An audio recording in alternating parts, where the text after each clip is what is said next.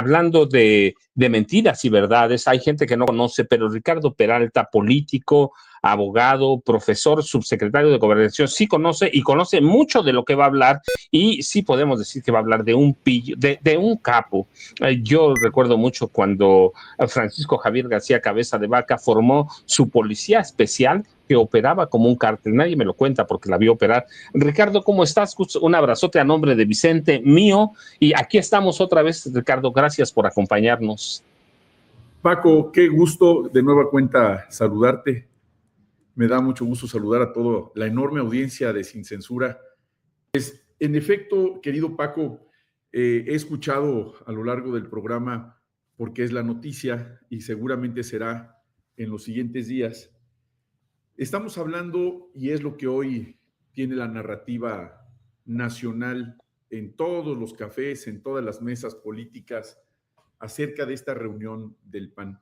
Pareciera que esa reunión del PAN fue un cónclave, un cónclave de corruptos, un cónclave de cínicos, un cónclave de personas que se encuentran con cuentas pendientes con la justicia.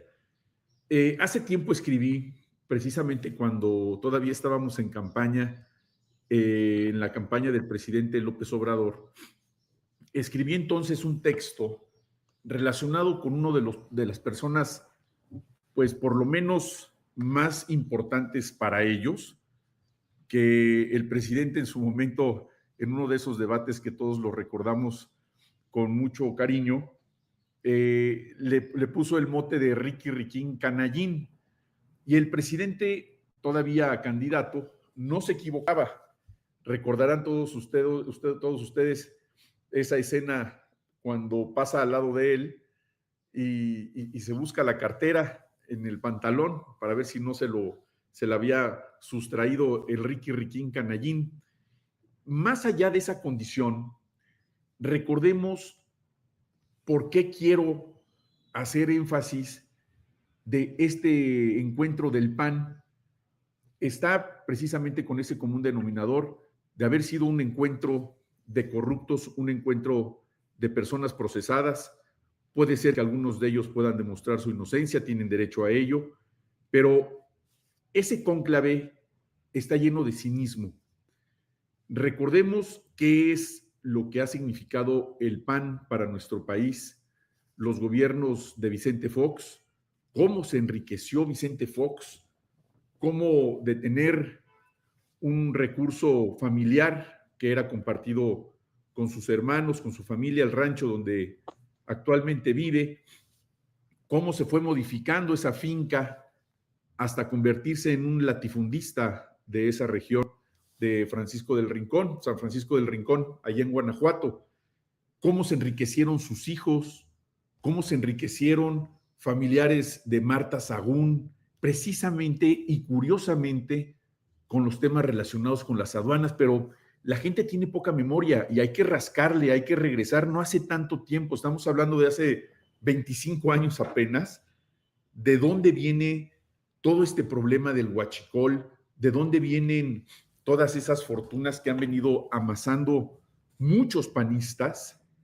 Ahí empezó toda esta condición. Por supuesto, no podemos dejar de hablar de muchos priistas que han estado en posiciones importantes en el gobierno federal, en los gobiernos locales, y que después de desaparecer de la vida pública siguen ostentando una riqueza inconmensurable, con muchos ceros a la derecha, que no nos explicamos de qué viven. Los que hemos sido profesionistas ya por décadas, los que hemos vivido de nuestro sueldo, los que hemos vivido por actividades empresariales propias, insisto, con el ejercicio de nuestra profesión, sabemos lo que es pagar una nómina, sabemos lo que es pagar servicios, sabemos lo que es levantarnos todos los días para poder cumplir con nuestras obligaciones y con toda la responsabilidad lo hacemos cada quincena. Aquí los compañeros que trabajan con nosotros no les podemos decir, no me alcanzó, no pude, al igual que nuestras familias. ¿De qué han vivido estos personajes? ¿De qué ha vivido Ricardo Anaya para haberse mantenido 6 años, que fue el sexenio completo del presidente López Obrador, en Atlanta? En aquel artículo que les platicaba que escribí, hablaba precisamente porque se acreditó en una carpeta de investigación en la Fiscalía General de la República, porque compareció el notario donde le habían suplantado una actuación notarial, donde Ricardo Anaya decía que él había vendido esa nave industrial que era parte de la investigación que tenía en su contra, y él no formaba parte de esa operación, sino que eran otras personas, y lo hicieron supuestamente ante este fedatario público. El fedatario público obviamente acudió a la Fiscalía General de la República a decir, no, yo no di fe de esa actuación, falsificaron la fe pública, la presentaron como cierta ante el Ministerio Público Federal y no pasó nada. El señor se fue a Atlanta, el señor no venía a nuestro país y ahora es senador de la República. Y entrando en materia, Paco, es el mismo caso de muchos otros panistas, empezando por el presidente del PAN, que eso ya será motivo de otra plática, pero Jorge Romero pues se le identifica plenamente como el líder del cártel inmobiliario en la Ciudad de México. Lo ha repetido incansablemente la ahora presidenta Claudia Sheinbaum, lo dijo cuando fue jefa de gobierno. Todos los que se relacionan generacionalmente con esa parte del PAN, que por cierto son adversos a Felipe Calderón y otros más impresentables, pero sería lo mismo si rascamos un poco cuáles son los orígenes de Jorge Romero, que yo tengo toda la información. Sé perfectamente bien cuáles son sus orígenes familiares, sus orígenes económicos, cómo han ido evolucionando. Toda esa información de ellos, ha habido posibilidad de conocerla de muy cerca, como el mismo caso de Federico Doring. Federico Doring, que ha tenido su familia también viviendo en el extranjero durante décadas ya, que él viaja frecuentemente a otras partes de Estados Unidos, donde ha tenido testaferros en negocios relacionados con usos de suelo cuando fue diputado local en la Ciudad de México, a través de otras diputadas que han estado muy cerca de él. Vaya, conocemos y sabemos perfectamente bien su modus operandi. Eventualmente las autoridades nos darán cuenta de todo ello, pero la cereza del pastel tiene una trayectoria en el norte del país que es innegable, es evidente, es cierto, es público, que la historia del estado de Tamaulipas ha estado plagada de gobernantes que se han enriquecido a costas de el crimen organizado.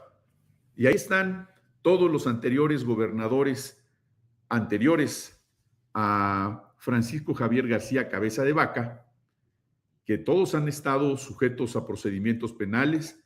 El último, Tomás Yarrington, traído desde Italia, donde estuvo escondido durante muchos años, pero todos han estado sujetos a procedimientos penales precisamente por los mismos delitos que le están imputando a Cabeza de Vaca, García Cabeza de Vaca. Si hablo yo de la cereza del pastel, porque hasta su propio partido, que no le otorgó las garantías suficientes, como sí a Ricardo Anaya, como sí a otros más, para que pudiera llegar de nueva cuenta o a la Cámara de Diputados o a la Cámara de Senadores para encontrar el añorado fuero. Ese fuero que en términos técnicos es la inmunidad parlamentaria que señala la Constitución, que no es otra cosa que evitar de manera suspensoria que las personas puedan ser investigadas precisamente de esta inmunidad que tienen varios funcionarios públicos, entre ellos los diputados y los senadores, y que tiene una lógica, una naturaleza de protección precisamente para evitar abusos en el cargo público que ostentan. Y me refiero a abusos que en el ejercicio parlamentario pudieran ser perseguidos por un gobierno. Pero este no es el caso, y no es el caso de muchos panistas, de muchos priistas, que conservando esta posibilidad de inmunidad parlamentaria, o como se le conoce coloquialmente, y todos lo conocemos así como fuero, puedan evitar ser sancionados. Cabeza de Vaca, y aquí tengo alguna información. Esta es información pública, pero también información sensible. Yo tengo información incluso de familia cercana a Cabeza de Vaca, de cómo fue amasando esta fortuna. Su suegro fue una de las personas que más lo apoyó, como a todos nos han apoyado alguna vez cuando somos estudiantes, pero precisamente la gente más cercana a él lo conoce perfectamente bien y sabe cuáles son sus orígenes económicos, porque muchos de ellos resulta que tienen herencias, y resulta que tienen empresas, y resulta que tienen, haciendo honor a su apellido, pues miles de cabezas de ganado, pero no es el caso. Fíjense ustedes, la Fiscalía General de la República estima que amasó casi 1,000 millones de pesos, en lo que hace esto un enriquecimiento ilícito. Hay investigaciones de México y de Estados Unidos por delincuencia organizada.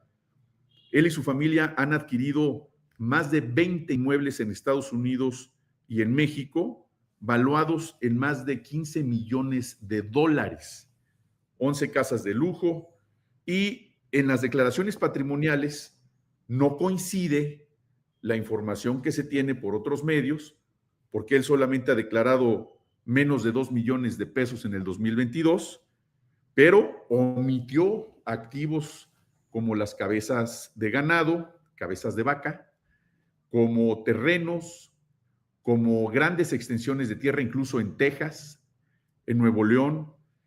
Y un tema muy interesante, fíjense ustedes, Cabeza de Vaca, cuando fue gobernador, hablando de fueros como un sinónimo jurídico, el fuero federal o la jurisdicción federal tiene bajo su responsabilidad la administración, el control de los impuestos federales, entre ellos el control de las aduanas.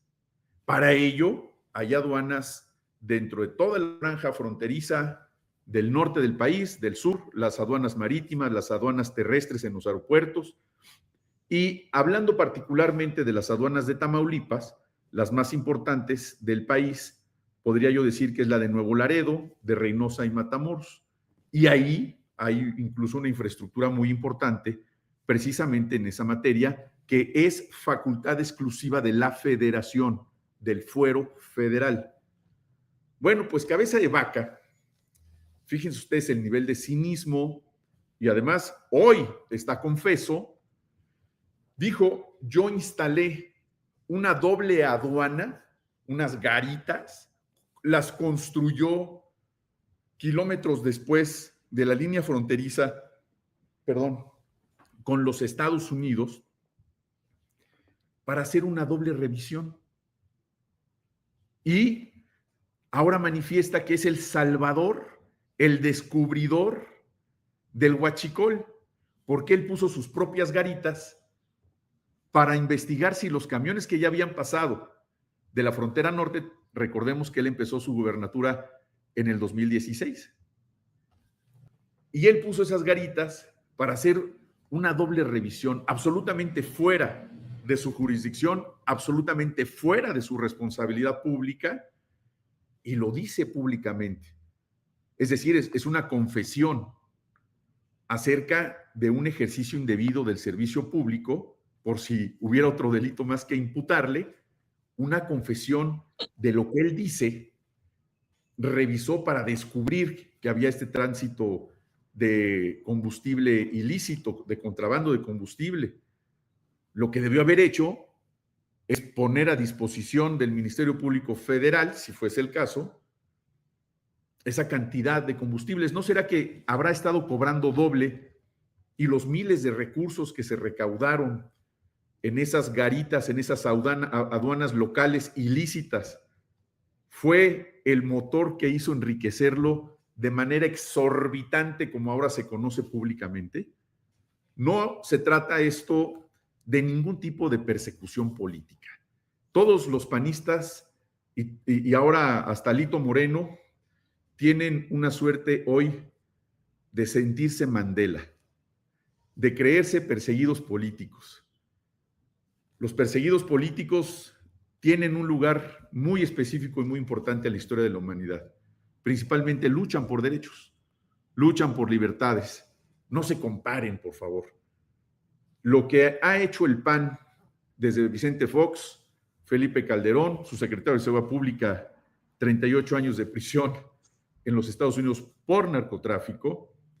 Cabeza de Vaca tiene 27 procesos en nuestro país por delincuencia organizada, enriquecimiento ilícito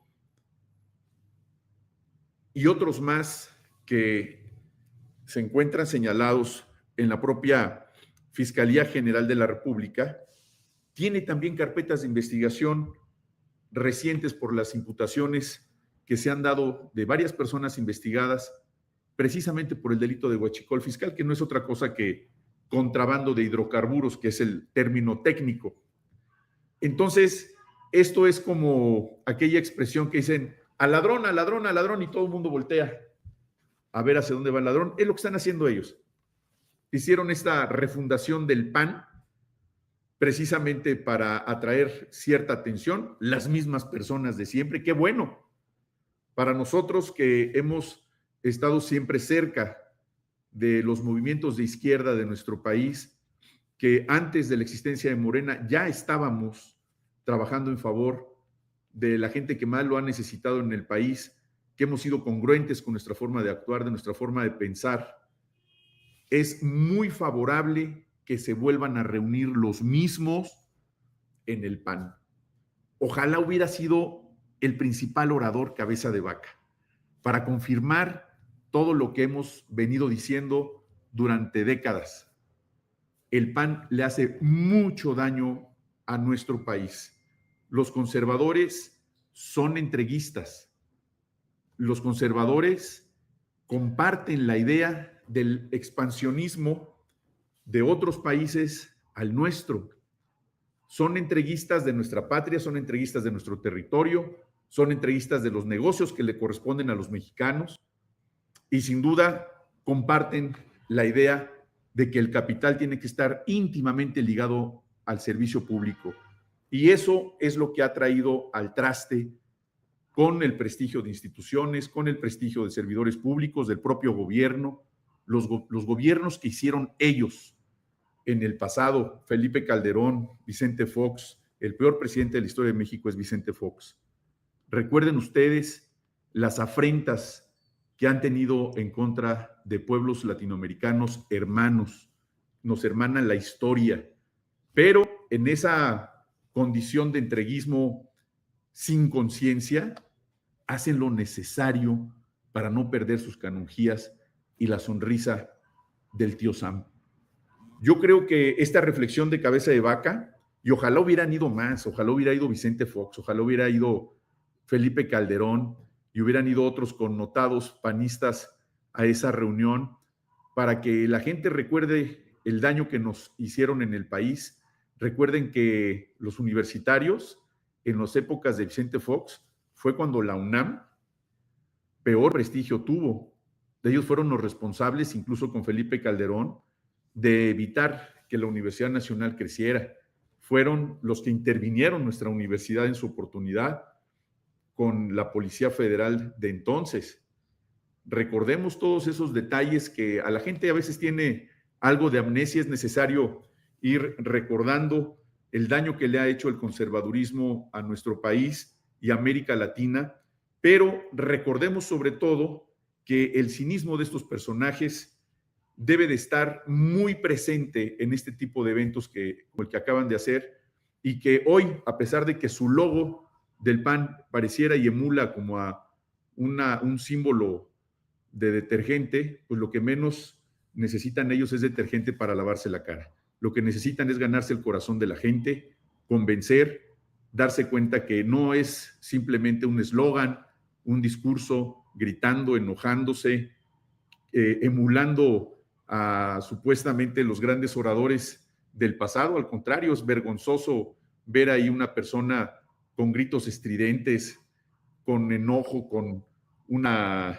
pantomima que a nadie enamora, que a nadie impacta. Por el contrario, vuelven a ser quienes son, los panistas de farándula, los panistas de escenarios y los panistas que solamente emulan todo lo contrario de lo que queremos en México, querido Paco. Y quería hablar precisamente de este tema para que no se olvide que Cabeza de Vaca tiene cuentas pendientes en el país, que hizo mucho daño por Tamaulipas, a todos los tamaulipecos que le reconocen que cuando él estuvo de gobernador, los índices de delincuencia se fueron hacia el cielo, mucho sufrimiento con los grupos que él creó, con las complicidades que él tiene a la fecha y que además está patrocinando al partido político que quiere formar a Costa Naranjo. Los vimos ahí, que lo fueron a saludar, pues fueron a recoger el dinero del patrocinio, por eso pueden hacer esas asambleas y moverse. De todos modos, no creo que lo logren y mucho menos creo que tengan la simpatía de la gente para que consigan un voto siquiera. Va a ser debut y despedida, pero si alguien los está patrocinando, es Cabeza de Vaca. Ojo ahí. Muchas gracias, Paco.